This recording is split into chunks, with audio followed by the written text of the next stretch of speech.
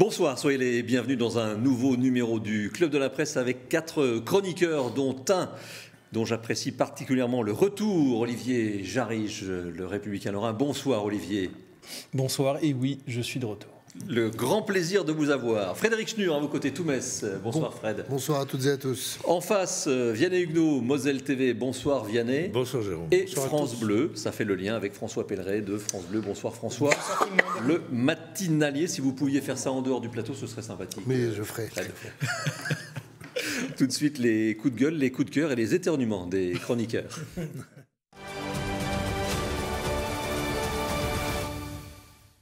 Olivier Jarige et Fred Schnur ne se sont pas consultés, mais ils sont sur la même longueur d'onde. On va commencer avec vous, Olivier, puisqu'il s'agit d'une affaire nationale. Alors je le dis, là, on est un petit peu au-delà du caractère purement mosellan, bien que... Mais on est sur l'affaire Lola qui a défrayé la chronique donc, de cette jeune fille de 12 ans tuée dans des conditions atroces à Paris. Oui, alors, en fait, moi, ce qui m'intéresse, c'est la déclinaison locale et surtout ce qui s'est passé hier soir à Metz. C'est-à-dire qu'il y a environ, je les ai comptés, donc ils étaient environ 180 à l'appel de partis de l'ultra-droite, de l'extrême-droite, je ne sais pas comment les placer, mais ils sont au-delà du Rassemblement national, au-delà de la sphère Zemmour, ils sont encore un peu au-delà. Et moi, c'est là-dessus que je dirais c'est ni un coup de cœur ni un coup de gueule évidemment, c'est plutôt une manière une interpellation au sens où je me dis mais tous ces petits partis là qui sont derrière, la Cocarde, l'Action française, tout ça, etc. Il y a des gens qui sont des urgences, il y a des gens qui sont des tout nouveaux, qui ont changé 15 fois de nom, mais ils racontent des choses sur leur capacité à toucher les jeunes via les réseaux sociaux et à jouer sur l'émotion collective pour diffuser leurs idées.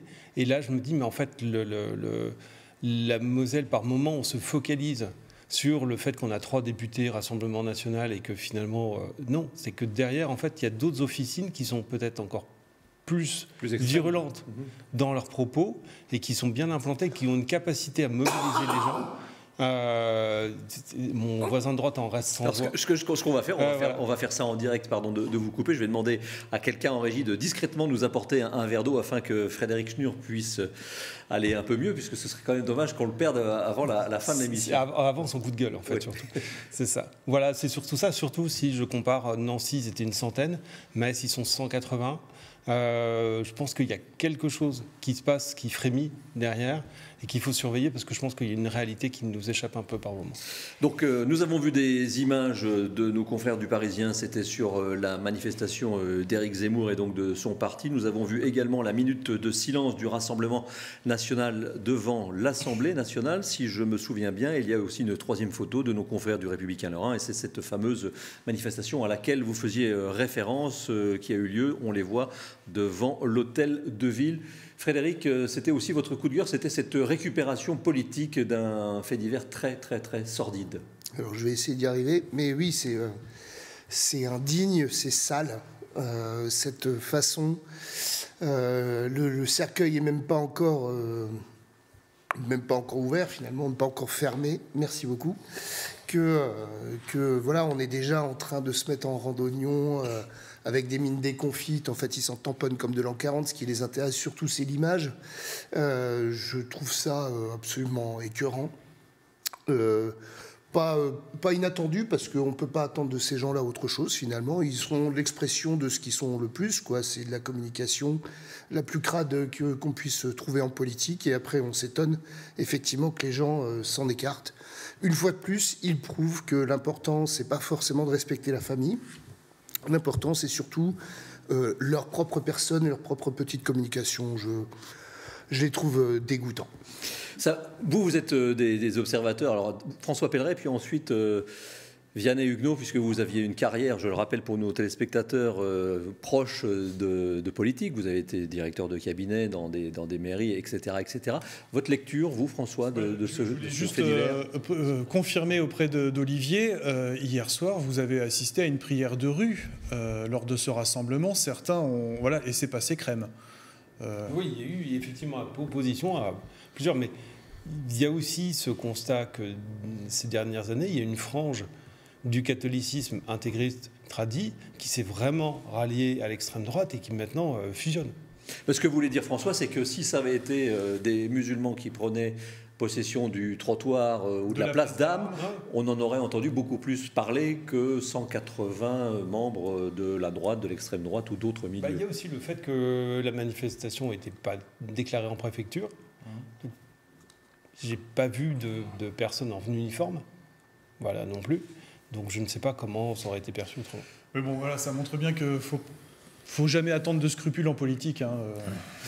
Vianney, Huguenot, sur ce sujet. Oui, on est d'accord, il ne faut pas attendre de scrupules. Je crois qu'il y a une stratégie. Alors, ce qui est le plus écœurant, dans ce que vous disiez tous les deux, c'est que cette gamine, cette petite Lola qui a choqué tout le monde, dont la mort a choqué énormément, en fait, est utilisée aujourd'hui pour des stratégies politiques. Parce que les stratégies, quand ils vont dans la rue, ces gens-là, il y a une stratégie derrière, c'est de mise sous tension de la société. C'est-à-dire il faut faire peur.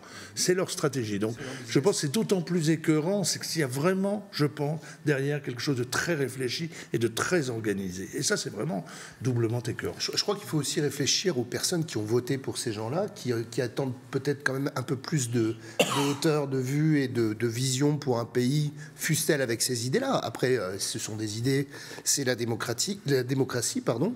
Et je n'ai pas l'impression qu'on puisse être heureux de voir des gens se répandre dans la fange de cette manière-là, encore une fois en feignant d'être malheureux, quoi. Ouais. En fait, ils jubilent et c'est crade. Évidemment. Bon, sujet grave dont on aurait pu d'ailleurs faire sans doute un thème, mais ça a été votre double coup de gueule ou interrogation pour Olivier Jarry. François Pelleret, vous, le matinalier qui vous levez très très tôt, vous voulez nous parler d'un sujet qui vous touche, c'est l'extinction de l'éclairage public. Je vais faire baisser la tension un petit peu. Oui. Depuis quelques jours sur Metz, moi je sors tous les matins à 3h. Du matin, donc au cœur de la nuit. Vous voulez dire de chez vous, pas de boîte. C'est cela, oui. Pour aller travailler, absolument, à France Bleu Lorraine. Et je dois dire que j'apprécie plutôt l'extinction dans mon quartier de l'éclairage public. Ça m'embête pas du tout et je trouve que c'est plutôt une bonne chose parce que les arbres et les plantes qui n'ont jamais connu le noir, l'obscurité, le connaissent peut-être pour la première fois sur Metz. Et, voilà. Pas d'insécurité, pas de sentiment bizarre. Le sentiment bizarre, si, d'être tranquille, peut-être un peu plus tranquille, en tout cas moins agressé par la lumière, parce qu'on pense aux animaux nocturnes, à la végétation, mais vous savez, un lampadaire qui est sur votre fenêtre, ça vous plombe également tout l'intérieur et peut-être même le sommeil. En tout cas, il n'y a pas de sentiment d'insécurité. Les crimes, les agressions, ils sont aussi commis en plein jour. Parfois dans des rues où il y a plein de monde, les soirs de 14 juillet ça arrive, c'est arrivé à Metz, et donc c'est pas ça le problème. Et puis on a tous aujourd'hui une petite lumière sur nos smartphones, donc ça suffit amplement pour sortir de chez soi. Ça peut faire la frontale, comme dit Vianney Huguenot. Voilà.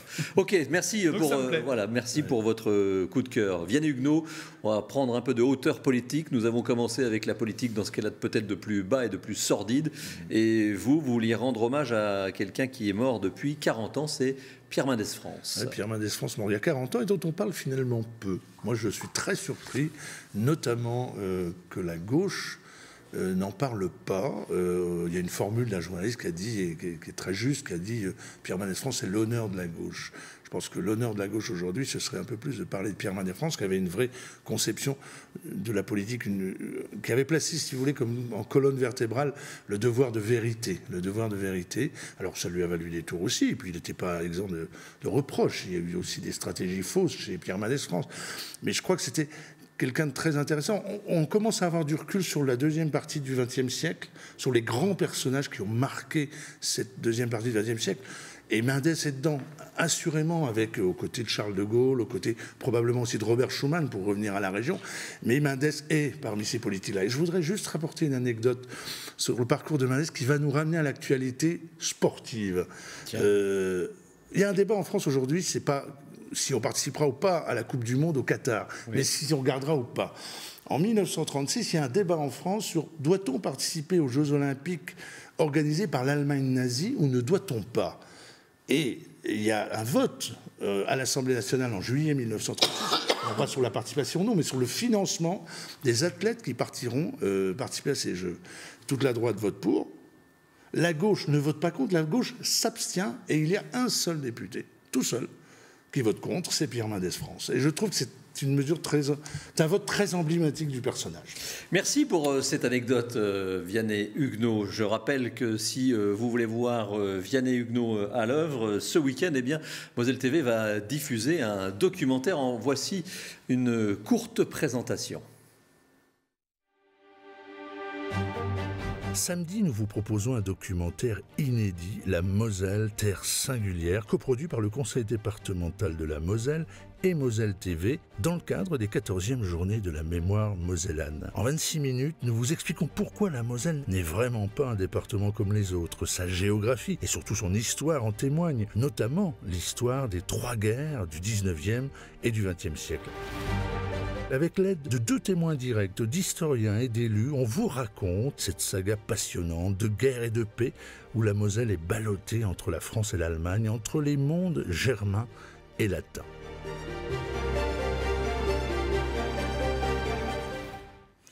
Voilà donc pour ce rendez-vous d'histoire avec Vianney Huguenot, samedi 14h30, dimanche 19h et évidemment quand vous le voudrez en replay sur Moselle TV. Tout de suite le premier thème de ce club de la presse.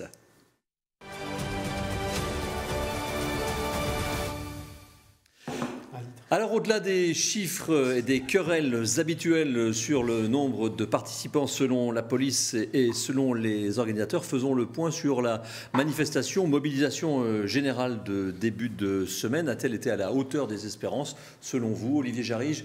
Que faut-il lire dans cette mobilisation, qu'elle soit française ou mosellane, voire messine? 107 000 pour toute la France, 14 000 d'après ce que l'on sait ici à Metz. 14 000. 1400, pardon. Ça, c'est selon les organisateurs. Ça, c'est selon 1400 selon la police. Pardon. Voilà. Non, je vois bien. J'ignorais que Moselle Télé était derrière la CGT, mais je suis d'accord.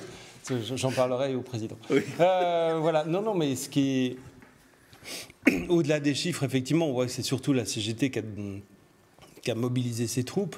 Après, effectivement, il y a une vraie inquiétude sur l'inflation, sur tous ces gens-là qui, de toute façon, n'ont pas forcément envie d'aller manifester, parce que finalement, quand on revient en arrière depuis 10 ans, 15 ans, combien de manifs ont vraiment marché? Je veux dire, combien ont abouti? Voilà, je veux dire, si je veux faire le grand ancien, il y a à une époque, les manifs contre la loi de Devaquet, il y a une manifestation, ça passait pas. J'y étais. Voilà, la manif contre... moi, je me souviens de la manif contre la loi Bayrou. S'il y a eu 1 million de personnes, c'est pas passé. Depuis, combien de manifs ont réussi? Je pense qu'il y a plein de gens qui ne manifestent pas parce qu'ils se disent ça ne sert à rien. D'autre part, organiser une manif une semaine où il y a des pénuries d'essence et où tout le monde se dit en fait, déjà la station d'à côté, elle est à sec, alors je peux pas y aller. Alors voilà, donc forcément, au départ, ça limite le... Ce qui ne signifie pas pour autant, ce qu'il ne faut pas perdre de vue, c'est que la question du pouvoir d'achat, de l'inflation et de tous ces gens-là qui se posent des questions de comment on va gérer l'hiver et comment ça va se passer, celle-là, elle est prégnante au-delà du nombre de chiffres. Je vous donne juste un truc, je travaille sur les... Je vous annonce, je vous divulgage la une de l'édition locale de demain, je fais un dossier sur les cantines scolaires. Je peux vous annoncer que la plupart des fournisseurs sont en train d'annoncer qu'ils ne fourniront plus de steak haché dans les cantines. Parce que trop cher? Trop cher. Le steak haché a ses prix 60% d'inflation. Donc c'est terminé, donc ils vont tous passer aux végétariens, aux pâtes. Il y aura des coquillettes avec du beurre, oui. Mais il n'y aura plus de beefsteak haché quasiment. Et ça va se répercuter. Et ça, c'est vraiment les questions que les gens se posent. C'est comment je vais passer l'hiver.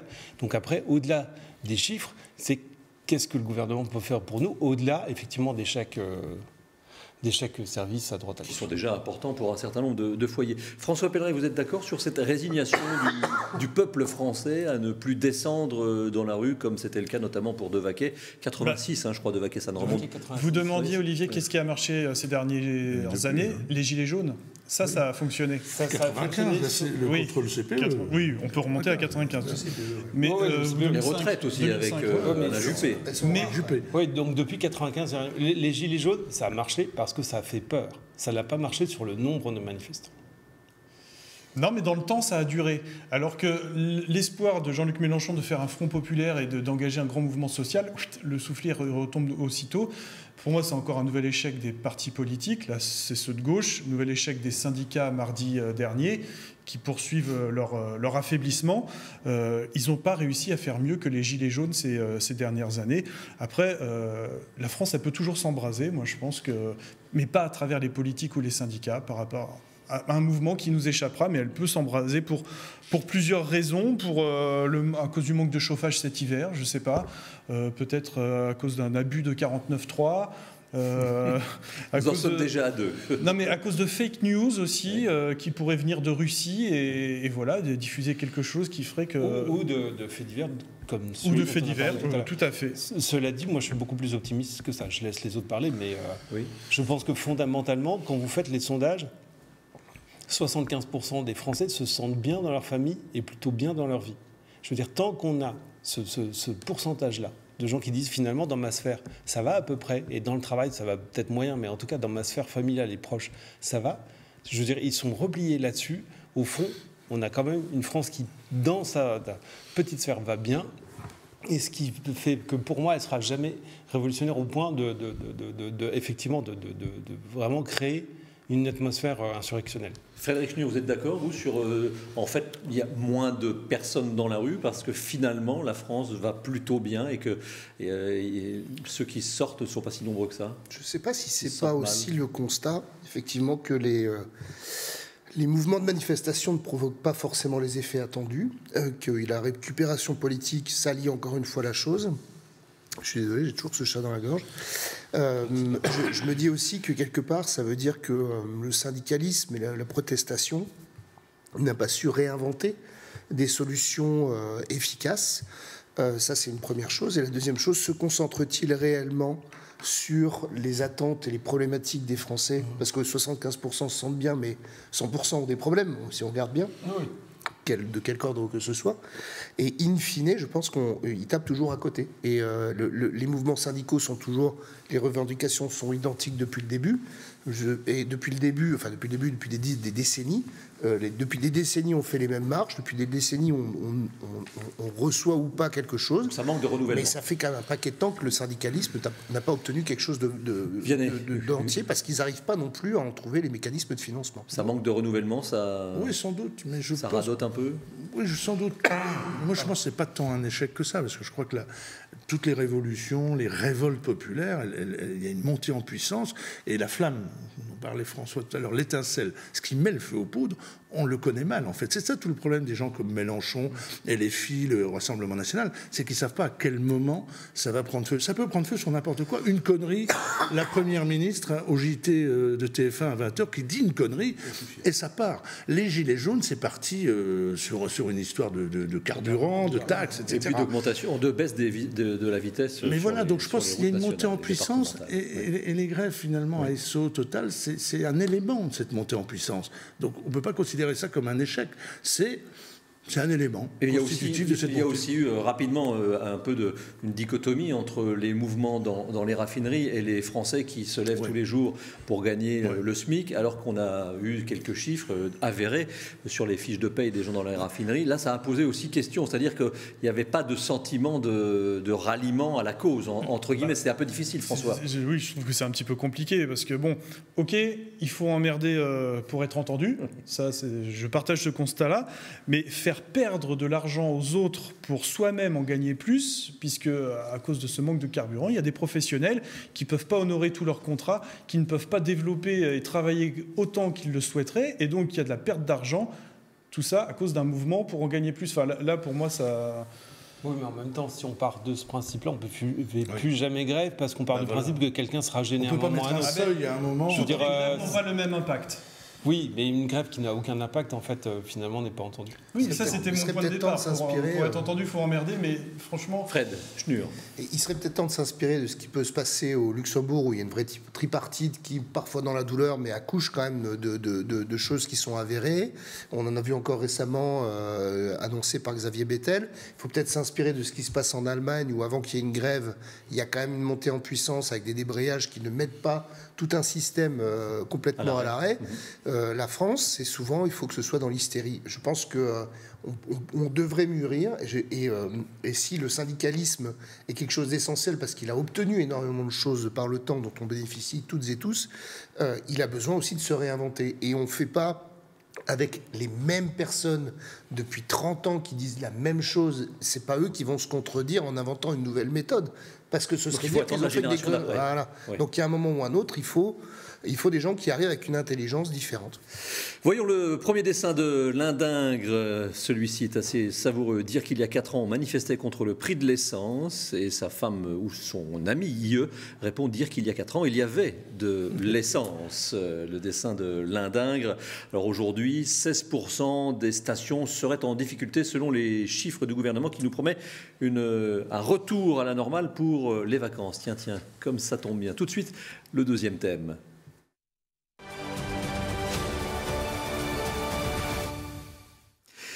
Et de l'essence, il y en a besoin pour mettre dans le Grenadier, ce tout nouveau véhicule thermique présenté par Ineos, qui a été présenté lundi, jour d'ouverture du salon de l'auto de Paris, qui s'appelle le Mondial de l'auto. Voyons les quelques images des véhicules, notamment français, qui avaient la cote. Alors il y avait la 4L électrique, vous allez voir.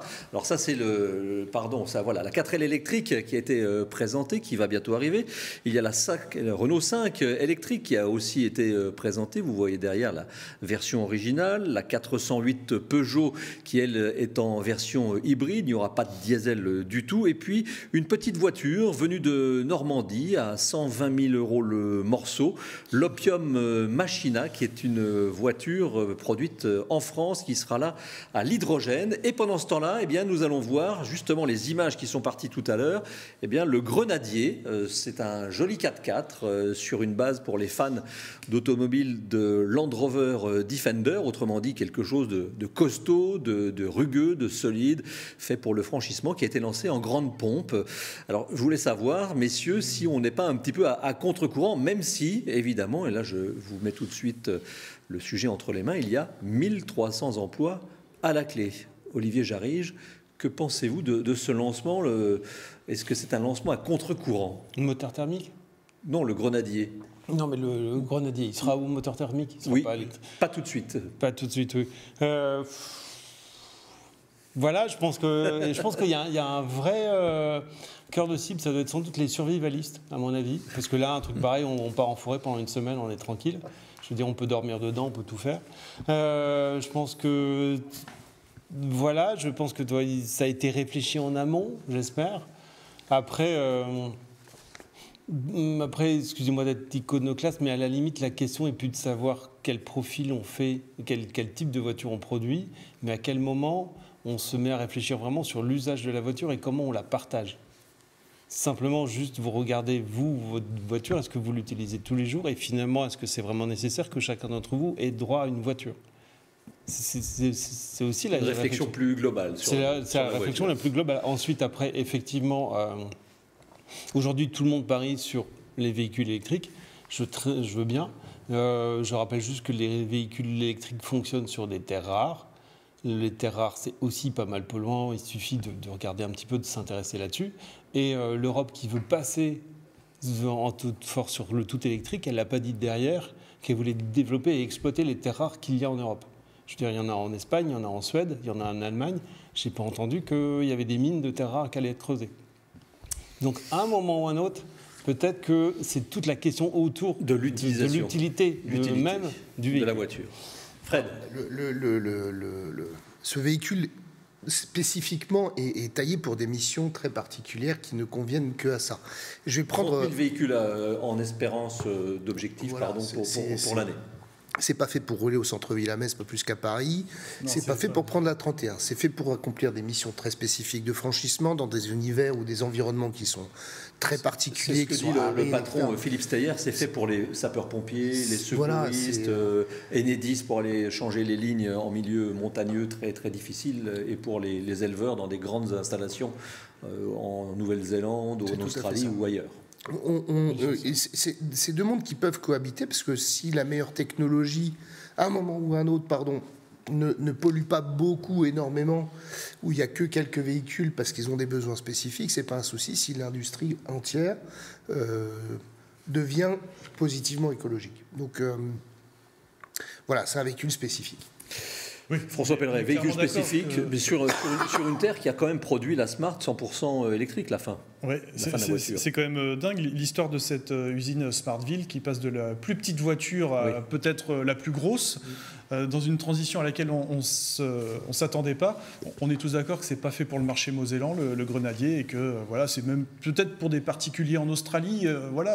La conduite est à droite. Ouais, forcément, oui. Mais quelle histoire pour Smartville, où la transition, je trouve, a été violente. On est tous soulagés finalement que les 1300 emplois soient toujours là. Oui. Mais alors, quelle transition violente pour ceux qui sont très attachés à leur usine, avec Mercedes qui a investi jusqu'à 600 millions d'euros dans cette usine, et puis qui, du jour au lendemain, se dit bah non, finalement, non, on va la faire ailleurs. Enfin, ouais, on va voir ailleurs, on va la produire en Chine. Je trouve que la transition a été violente pour les salariés, mais bon, ils sont toujours là, ils sont toujours 1300 aux dernières nouvelles. Pour conclure, Vianney. Un mot, quand on vient des Vosges comme moi, ce genre de véhicule ne choque pas, puisque moi je suis venu avec ça, les paysans, les bûcherons, etc., tous ces gens occupés là, moi je trouve ça... Moi je pense qu'il y a une réflexion à avoir aujourd'hui sur les villes, parce qu'au-delà de ce grenadier, on voit de plus en plus de 4x4 de très gros format investir les villes, et il y aura bien un moment, il faudra réfléchir comment on se partage les choses entre cyclistes, piétons, automobilistes à petite voiture, automobilistes à grosse voiture, sans oublier les trottinettes qui sont alors eux les anarchistes du macadam. Ils font tout et n'importe quoi, ça circule dans tous les sens. Ce ne sont pas les seuls. Ce ne sont pas les seuls, on est d'accord. Et ce sera le mot de la fin avec le dessin de Yann Lindingre, le grenadier 100% pas écolo. Et au volant, on voit un des premiers acheteurs qui dit « il faut bien se faire un peu plaisir avant la fin du monde ». Voilà, référence à tout ce qui nous entoure. Le premier prix du grenadier, c'est 59 000 € quand même. Allez, la phrase du jour en hommage à Pierre Mendès France et à Vianney Huguenot qui trouvent qu'on ne se souvient pas suffisamment de ce grand homme politique, grand homme d'État. Les hommes passent, les nécessités nationales demeurent. Disait Pierre Mendès France, c'était un discours à l'Assemblée nationale entre le 4 et le 5 février 1955, dans la nuit. Merci, messieurs, d'avoir participé au Club de la Presse. Frédéric, je vous laisse vous soigner et tuer le chat qui est dans votre gorge en espérant que vous arriverez à l'attraper. Merci beaucoup, très belle soirée et à la semaine prochaine sur Moselle TV.